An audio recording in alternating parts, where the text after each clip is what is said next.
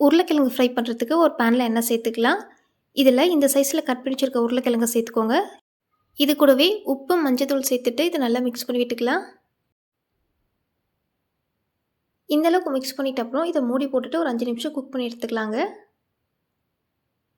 இப்போ ஒரு 5 நிமிஷம் போல் ஆயிருக்கு. இதை ஓப்பன் பண்ணி பார்க்கலாம்.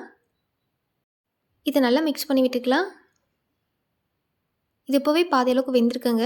இதை நல்லா மிக்ஸ் பண்ணிவிட்டு இதில் மசாலா பொருட்கள் எல்லாம் சேர்த்துக்கலாம். 1 டீஸ்பூன் மிளகாய்த்தூள், 1 டீஸ்பூன் சிக்கன் மசாலா, 1/4 டீஸ்பூன் போல் சீரகத்தூள் சேர்த்துட்டு இதை நல்லா மிக்ஸ் பண்ணி விட்டுக்கலாம். இந்த அளவுக்கு நல்லா மிக்ஸ் பண்ணிட்ட அப்புறம் மூடி போட்டுட்டு ஒரு 3 நிமிஷம் போல் குக் பண்ணி எடுத்துக்கலாங்க.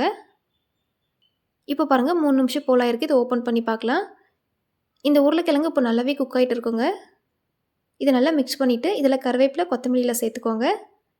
சேர்த்துட்டு இதையும் நல்லா மிக்ஸ் பண்ணிக்கலாங்க.